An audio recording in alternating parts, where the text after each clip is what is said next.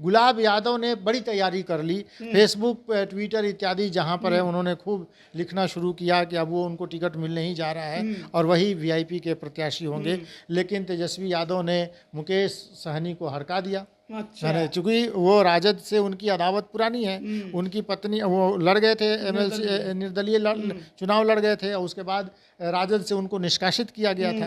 एक तरफ कुशवाहा एक तरफ वैस, किस समीकरण की ओर मुकेश सहनी को चलाने की कोशिश लालू यादव कर रहे हैं, क्योंकि खुद भी कुशवाहा पर ज्यादा उन्होंने दांव खेला है।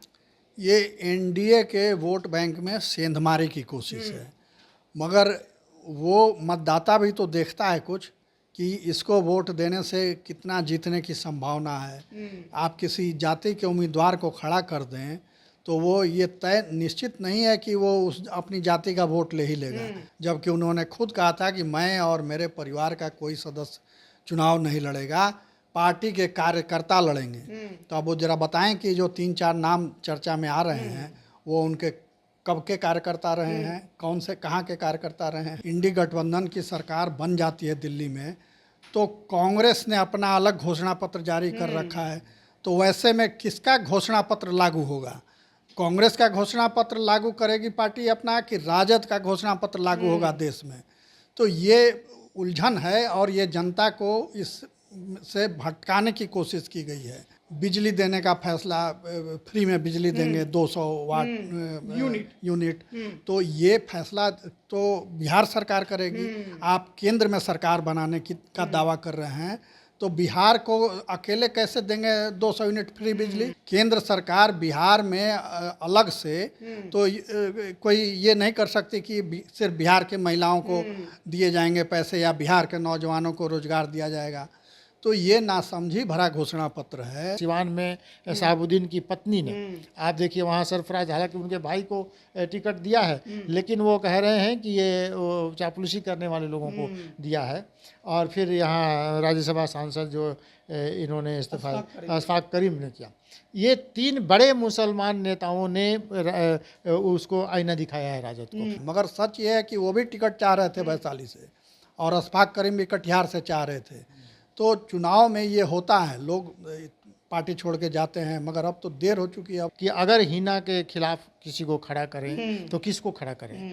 और हिना साहब 3 बार चुनाव हार चुकी हैं वहाँ से, तो आरजेडी इस असमंजस में है कि टिकट उनको दें कि नहीं दें। लेकिन इंतज़ार इसी की हो रही है कि हिना साहब को दिया जाए या किसको, माने वहाँ से किसको टिकट देंगे वो। राजद इस इंतजार में है, राजद के नेता, कि वो खुद पहल करके आए इनके पास, मांगे टिकट कि हम वहाँ से लड़ना चाहते हैं, हमें उम्मीदवार बनाइए। मगर वो उम्मीदवार राजद के दरवाजे पर आना नहीं चाहती हैं। वो चाहते हैं कि आ करके हमको ऑफर करें। का ऐलान कर दिया। हाँ, कर दी हैं वो।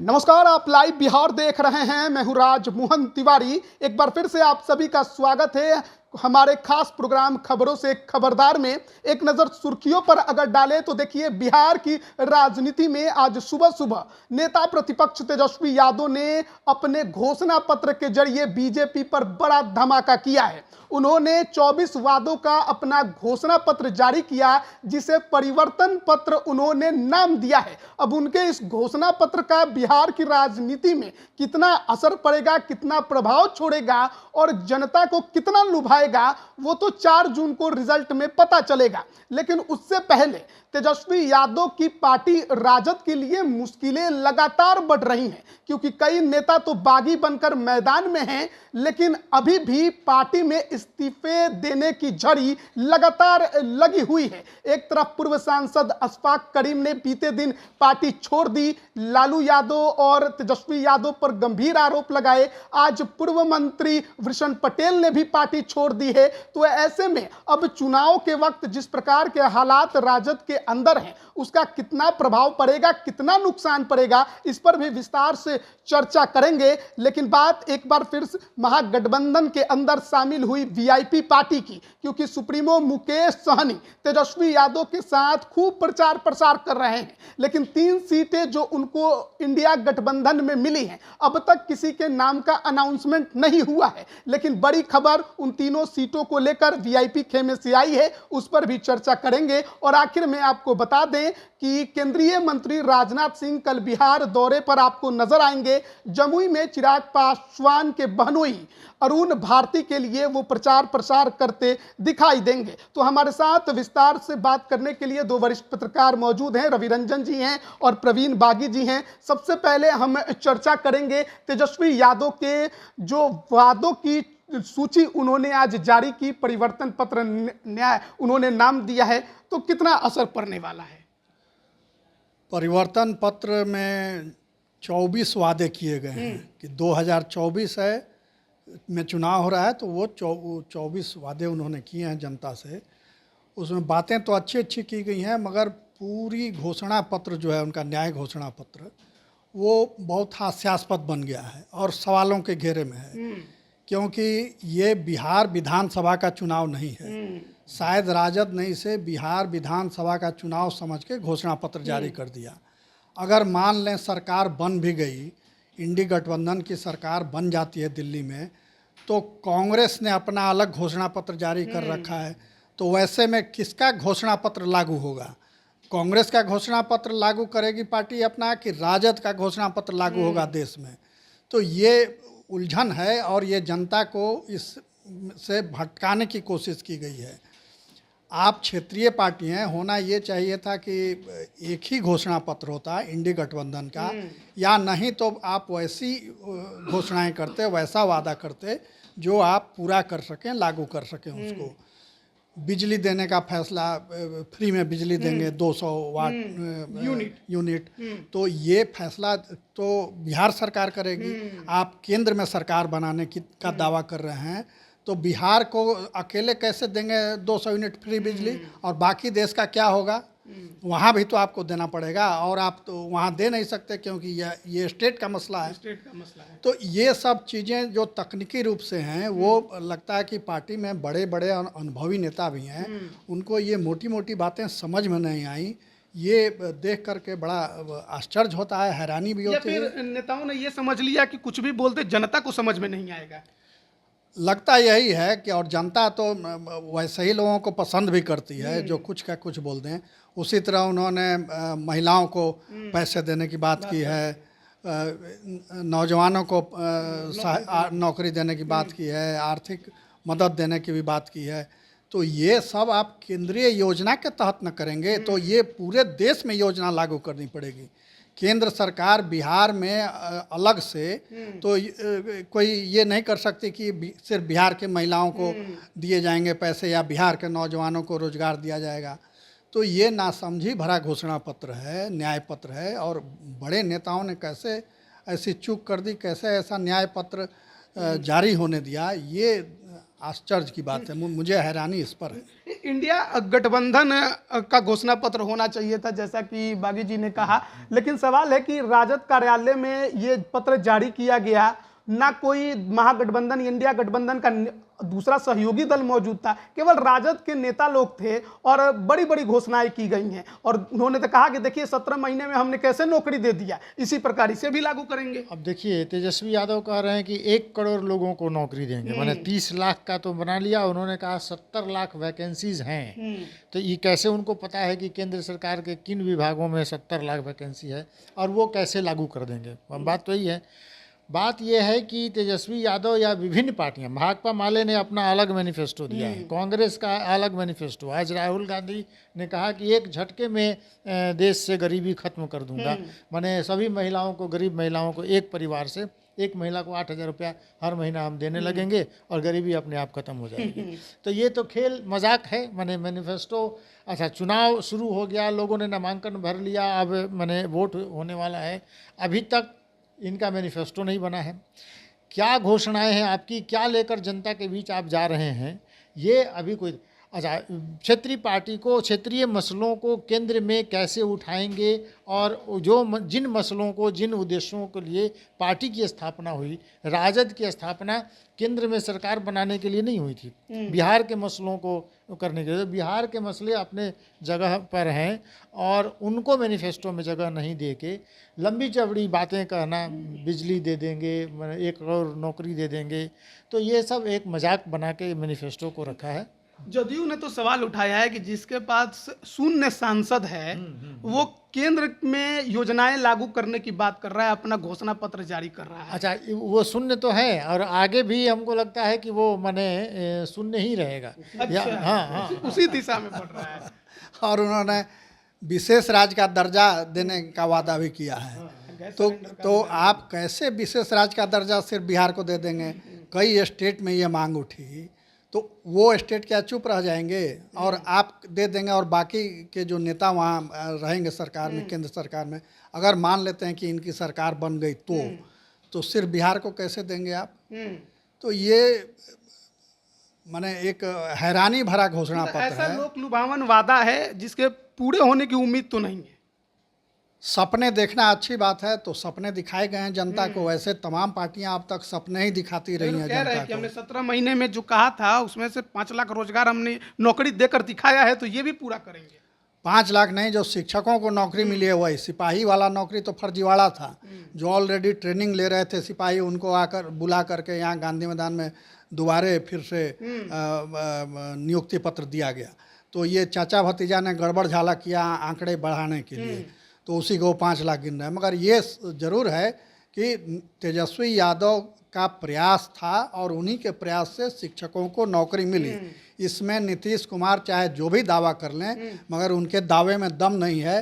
तेजस्वी ये दावा सही है कि उन्होंने बिहार में शिक्षकों को नौकरी दिलवाई। लेकिन ये परिवर्तन पत्र जो उन्होंने जारी किया है, इसका कोई मतलब नहीं है। ये वैसा ही है जैसे चचा भतीजा मिल के दावा करते, गांधी मैदान में दोबारा नियुक्ति पत्र बांटे, उसी तरह का फर्जीवाड़ा ये भी है। फर्जीवाड़ा है एक तरह से। चलिए अब दूसरे खबर की ओर बढ़ते हैं, और राजद के ही खेमे से खबर है, क्योंकि जिस प्रकार से उनके यहाँ नेताओं ने इस्तीफे देना शुरू कर दिया है, उसके बाद तो अब सवाल उठने लगा है कि जो पार्टी के पुराने लीडर हैं, अब उनकी क्या सम्मान, क्या इज्जत रह गई है कि चुनाव के वक्त वो पार्टी छोड़कर जा रहे हैं। कैसे देख रहे हैं? वृषण पटेल छोड़ दिए, अशफाक करीम छोड़ दिए, इसके अलावा नवादा में विनोद यादव साइड हो गए, सिवान में हिना साहब अलग हैं। तो पार्टी के लिए कितनी बड़ी अभी चुनौती? माने राजद को झटके पर झटके लग रहे हैं। माने वृषण पटेल लालू प्रसाद यादव के और नीतीश कुमार के, दोनों ही के करीबी नेता और कद्दावर नेता है। वृषण पटेल ने आज गंभीर आरोप लगा के पार्टी को छोड़ा है। उसके अलावा आप देखें कि वहाँ पर सरफराज माने रोते हुए एक सभा में अररिया में ईद मिलन का कार्यक्रम वहाँ पर किया था, और बड़ी संख्या में उनके मुसलमान समर्थक वहाँ पर थे। वहाँ पर रोते हुए कहा कि मेरे पीठ में छुरा घोंपा, और सीधा आरोप लगाया कि ये लोग टिकट इन लोगों ने बेचा है, माने ये टिकट बेचने का काम करते हैं। उन्होंने मुसलमानों को ये कहा कि अब मुसलमान आपके जागीर नहीं है और आपके कहने पर नहीं चलेंगे, तो इसका जवाब मिलेगा। तो ये वहाँ पर कहा।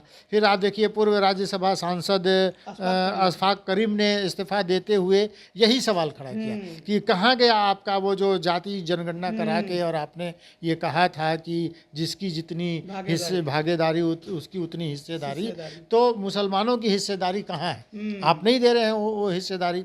तो अब मुसलमान नेता, खास तौर पर जो MY समीकरण लालू प्रसाद यादव जो कह रहे हैं, वो दरक रहा है। और ये इसकी एक भनक पहले लग चुकी थी, क्योंकि ओवैसी ने 11 सीटों पर पहले, फिर बाद में कहा 15 पर करेंगे, वो खड़ा करने की बात, और ओवैसी के पक्ष में एक जनमानस बिहार में तैयार हो गया था। हालांकि ओवैसी भी कहीं सेट हो गए, क्या हुआ उन्होंने मैंने नहीं प्रत्याशी घोषित किए उतने, लेकिन एक मिजाज बन गया है जनता का कि मुसलमान इनकी जागीर नहीं है। और मुसलमान नेताओं ने, माने आप देखिए सिवान में शहाबुद्दीन की पत्नी ने, आप देखिए वहाँ सरफराज, हालांकि उनके भाई को टिकट दिया है, लेकिन वो कह रहे हैं कि ये चापलूसी करने वाले लोगों को दिया है। और फिर यहाँ राज्यसभा सांसद जो इन्होंने इस्तीफा अशफाक करीम ने किया।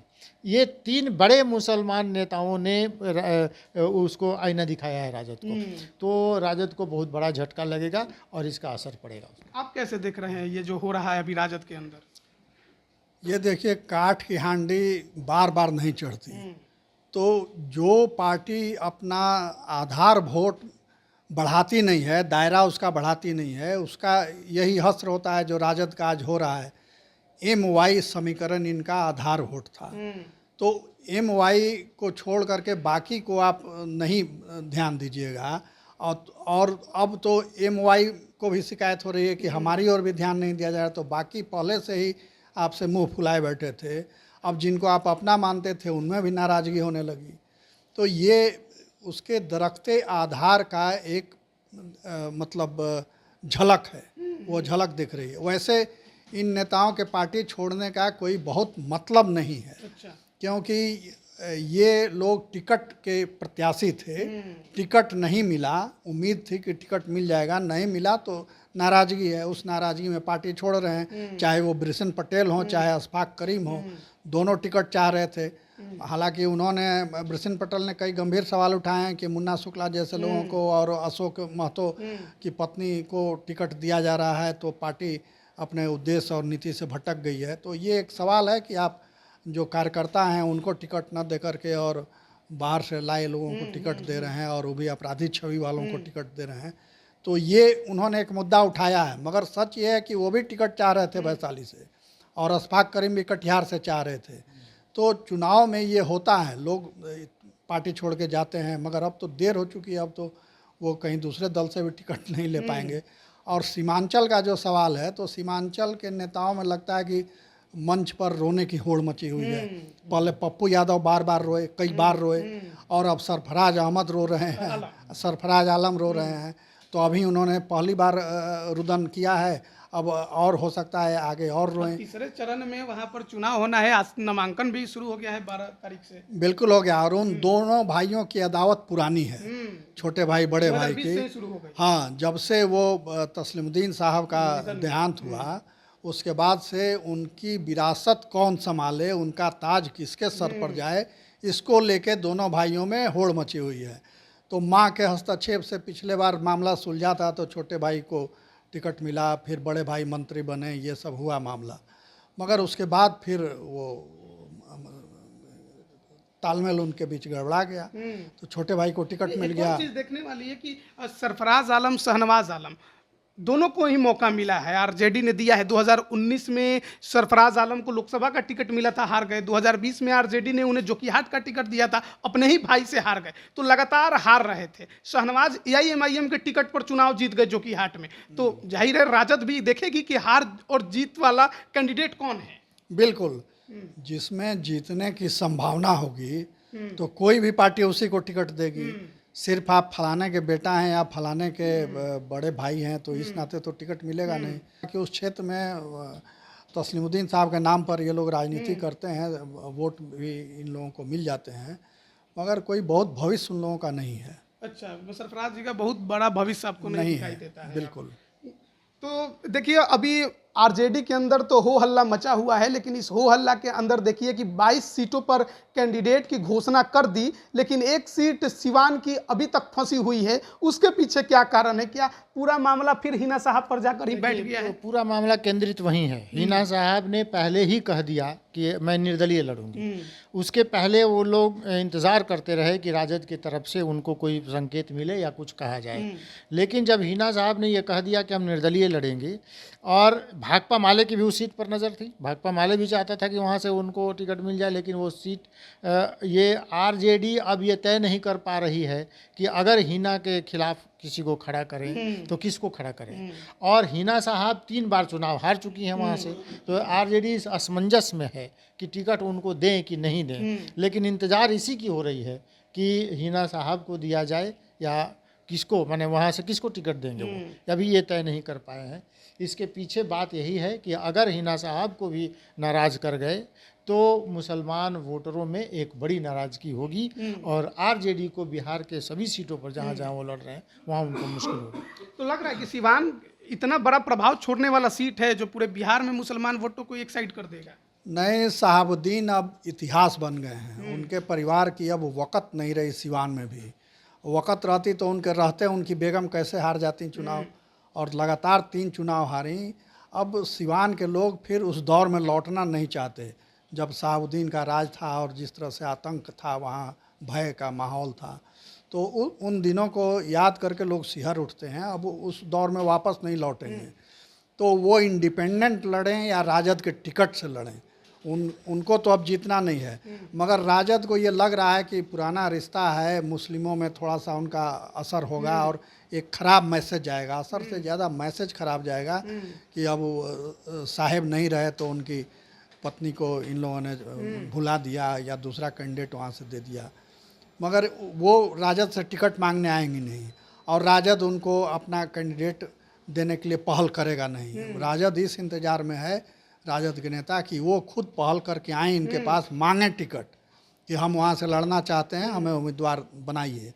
मगर वो उम्मीदवार राजद के दरवाजे पर आना नहीं चाहती हैं। वो चाहते हैं कि आ करके हमको ऑफर करें। कर दी हैं वो।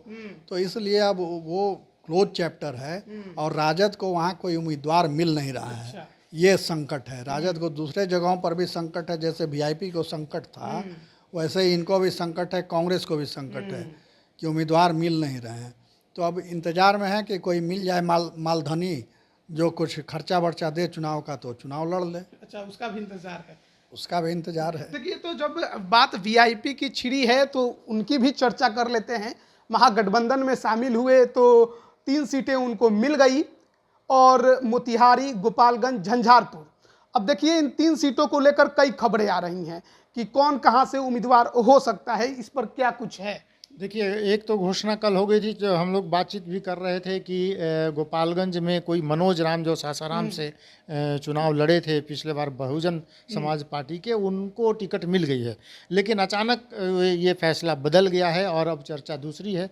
गोपालगंज में ये चर्चा है कि माने भारतीय ये वीआईपी को 3 कैंडिडेट जहाँ तय करना है उसमें से 2 कैंडिडेट उनको भारतीय जनता पार्टी देगी। या भारतीय जनता पार्टी से आए हुए लोग उसमें जाएंगे पार्टी छोड़ के, क्योंकि उनको प्रत्याशी ही नहीं मिल रहा है। मुश्किल तो ये है कि आरजेडी ने भी वही सीट दे दिया जहाँ उनके पास प्रत्याशी नहीं था।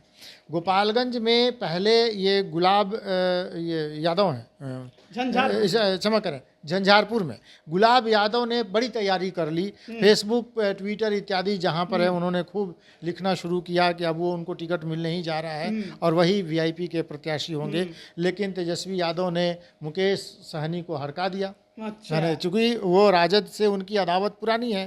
उनकी पत्नी, वो लड़ गए थे एमएलसी, निर्दलीय चुनाव लड़ गए थे, और उसके बाद राजद से उनको निष्कासित किया गया था।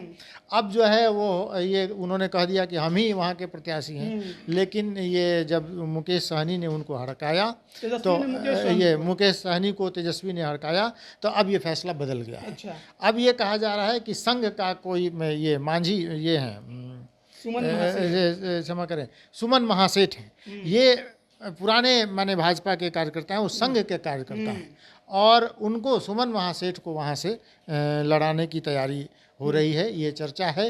हालांकि आधिकारिक पुष्टि नहीं हुई है, लेकिन ये घोषित है कि इस बार सुमन महासेठ पहले भी चुनाव लड़ चुके हैं, और सुमन महासेठ को वहाँ से टिकट दिया जाएगा। अब मांझी की बात में जो कह रहा था वो यहाँ की है, गोपालगंज की है। गोपालगंज से भी वो संघ के माने पुराने कार्यकर्ता हैं, और उनको ये मैं उनका पूरा नाम सुदामा मांझी सक्रिय संघ के कार्यकर्ता रहे हैं, और उनको सुदामा मांझी को इस बार मुकेश सहनी चाहते हैं कि उनको टिकट दिया जाए। अच्छा। और वो वहाँ से चुनाव लड़ेंगे। सुदामा मांझी कितने इंटरेस्टेड है? अब देखिए, उनका माने मुकेश सहनी ने भारतीय जनता पार्टी के अनेक लोगों को, माने भारतीय जनता पार्टी नहीं, विभिन्न पार्टी के लोगों को वो किया है, नॉक किया है कि माने टिकट ले लीजिए, लड़ लीजिए। लेकिन अभी तक उनको कोई नहीं कह रहा है माने हम लड़ने जाएंगे। तो सुदामा मांझी भी अगर पार्टी छोड़कर वो चले जाएंगे वहाँ तो लड़ेंगे। अब लेकिन अभी तक तो घोषित नहीं है।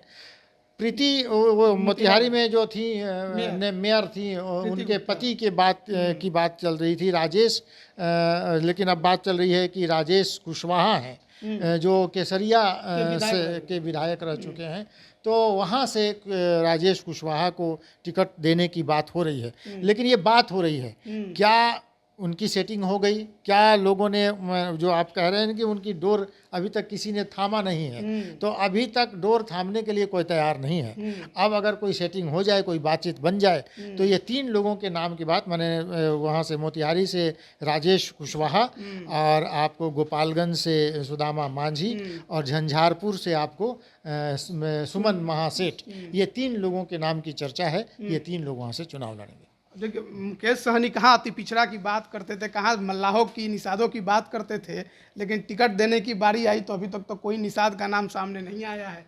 देखिए, हाथी के 2 दांत होते हैं, वैसे ही राजनेताओं के भी 2 दांत होते हैं और 2 चेहरे भी होते हैं।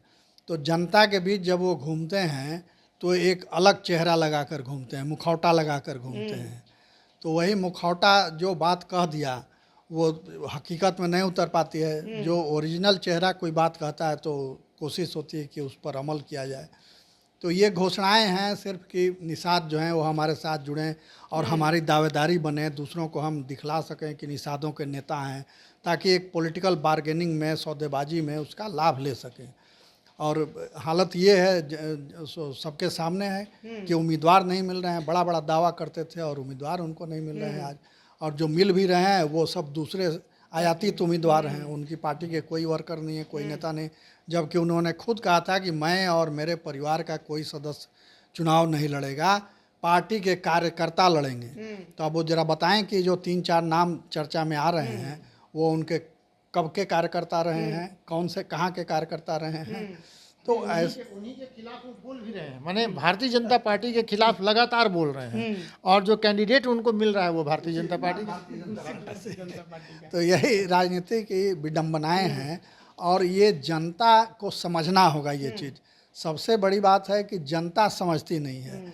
अगर जनता परिवारवाद पर मुहर लगाती है तो नेताओं को इसमें क्या जाता है। नेता तो चाहेंगे ही कि हमारे कैंडिडेट जीत के आवें, परिवार के लोग जीत के आवें, मगर जनता को चेक करना चाहिए, क्योंकि जनता सॉवरेन है लोकतंत्र में, इस देश में। और जनता अगर चाहती है कि एक ही परिवार का शासन रहे तो कोई कुछ नहीं कर सकता, वोट देती रहेगी, जीतते रहेंगे लोग। जिन नामों की चर्चा चल रही है, 3 नामों की, गोपालगंज तो सुरक्षित सीट है, मोतिहारी में राजेश कुशवाहा और झंझारपुर में सुमन महासेठ, एक तरफ कुशवाहा एक तरफ वैश्य, किस समीकरण की ओर मुकेश सहनी को चलाने की कोशिश लालू यादव कर रहे हैं? क्योंकि खुद भी कुशवाहा पर ज़्यादा उन्होंने दांव खेला है।